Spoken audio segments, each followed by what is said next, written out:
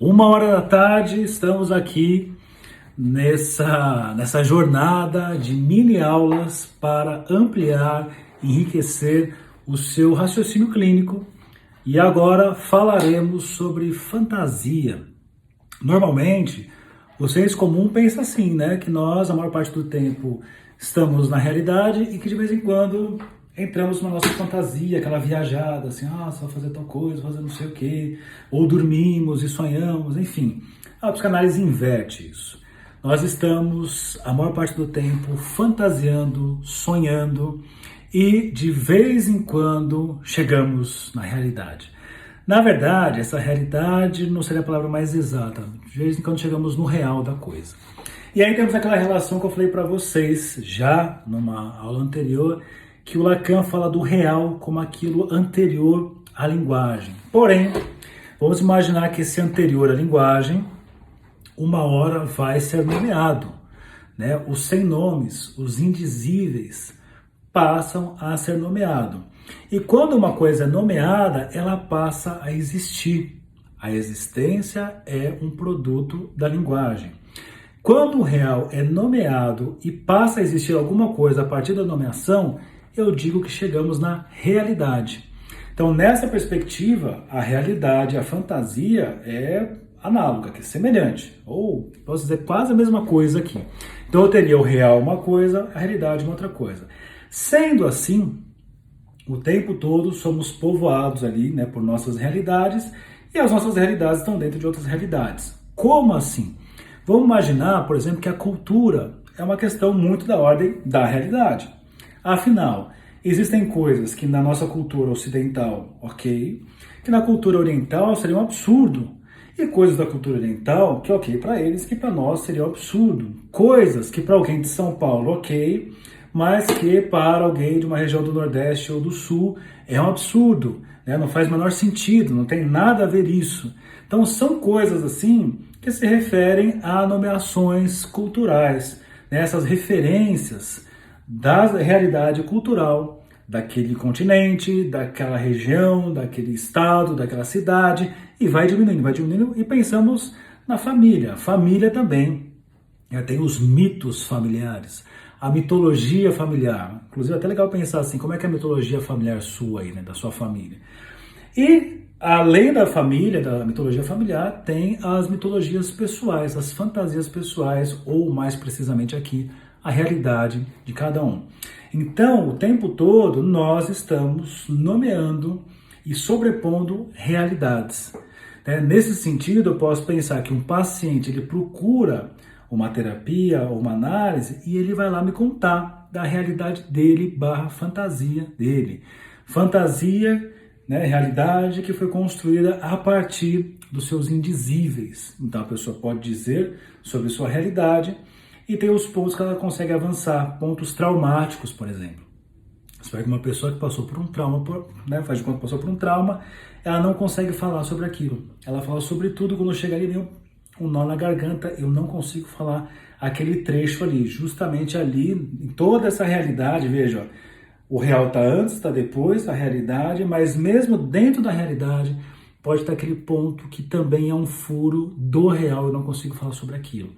Então, na análise, eu estou escutando as pessoas falarem sobre as suas realidades e o lugar que essa realidade faz litoral com o real. Então, nesse sentido, o que eu posso pensar? Onde intervém o analista? No real ou na realidade de um paciente? Muita gente responde que é na realidade. Se você vai por essa via, nessa perspectiva que eu falo, isso é ruim. Porque se eu for intervir na realidade, eu não posso dizer para a pessoa assim, não, você está pensando errado sobre isso. Não, isso que você sente não é amor, isso é submissão. Quem sou eu para falar que a realidade daquela pessoa não é aquela realidade? O que eu posso fazer é diferente. O que eu faço é fazer com que a pessoa fale, até o limite do dizível. E onde chegar nesse limite que ela desistiria, sei lá, eu colocaria palavras para ela no lugar dela, ela vai precisar lidar com esse silêncio e avançar. Quando ela avança, ela acrescenta novas nomeações. E essas novas nomeações, elas vão fazer parte da realidade e a realidade vai se modificando. Como se fossem páginas de um livro, capítulos de um livro Então imagine que a pessoa tem até o capítulo 5 e o personagem X até o capítulo 5 é tal coisa. Até chegar a uma descrição, uma nomeação do capítulo 6 que muda retroativamente quem é esse personagem.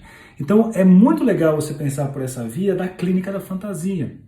Então a clínica da fantasia é isso que nós vamos escutar o tempo todo e eu tenho que ter, primeiro, um profundo respeito pela fantasia da outra pessoa, mas eu também preciso fazer com que ela avance para além da sua fantasia, porque a fantasia também é uma forma da pessoa se limitar dentro de um certo campo de possibilidades. Então, o analista lacaniano, no caso aqui, pensando nisso, é aquele que sempre vai forçar para esse passo a mais, para esse passo além, para esse passo para uma outra coisa assim. Mas agora vem uma parte muito legal quando você soma essas questões da fantasia com o real simbólico e imaginário que eu falei com vocês numa outra aula. Para pensar em 3 registros: o amor, o ódio e a ignorância. Como é que nós vamos pensar isso? Pega o real simbólico e imaginário e vamos pensar nessas 3 coisas juntas, que não podem se separar, que o Lacan chamou de nó borromeano. É um nó que são 3 arcos, que se você soltar um, os outros 2 se soltam. Ou seja, sempre tem que ter as 3 coisas, o mínimo são 3.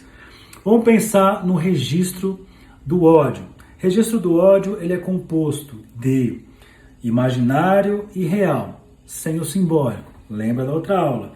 Imaginário, lugar da certeza absoluta. Real, lugar da falta de saber, da falta de sentido absoluto. E o simbólico, o lugar do duplo sentido. Se eu tiro o lugar do duplo sentido, eu só tenho ou a certeza absoluta ou o sem sentido. Ou é isso ou não existe. Ou é do meu jeito ou não existe. Ou é como eu quero e eu te destruo. Registro do ódio, o simbólico está excluído da história. Outro registro importante, o registro do amor. No registro do amor eu tenho simbólico e eu tenho imaginário. Eu excluo o real. Quem ama não quer saber de perdas, de falta. Quem ama, nesse nível da paixão, melhor dizendo, né? A pessoa só soma, só quer mais e mais. É aquele múltiplo sentido, né? Aquele sentido absoluto do imaginário somado aos múltiplos sentidos do simbólico, sem nenhum tipo de sem sentido, sem nenhum tipo de falta. E aí eu tenho um terceiro registro que é o da ignorância. Na ignorância, o que está descartado é o imaginário. Eu tenho o real, que é o sem sentido, e eu tenho o simbólico, que é o duplo sentido. Não tem nenhum tipo de fechamento no imaginário. Lacan vai pensar então que temos problemas sempre onde tem o imaginário, ou seja, registro do ódio, registro do amor. Que eu poderia, fazendo uma analogia com Freud, fazendo uma ligação com Freud, pensar na transferência positiva e na transferência negativa. Transferência positiva é a repetição ali com o analista das experiências de amor. Eu teria o registro do amor, eu teria ali então imaginário e simbólico. Pensando na transferência negativa, o lugar do registro do ódio, que eu tenho ali o real e o imaginário. Não é por nenhuma dessas 2 vias que o analista vai trabalhar, ele trabalha pela outra via, que é a via da ignorância. Ignorância que é composta de simbólico e real, sem imaginário. Só que essa ignorância, o Lacan chamou de ignorância douta. Você pode trabalhar tudo isso comigo no curso Fundamentos da Psicanálise, ou você pode estudar por conta própria nos livros do Coutinho Jorge, chamado Fundamentos da Psicanálise, volumes 1, 2 e 3. E vamos para a próxima aula. Até daqui a pouco.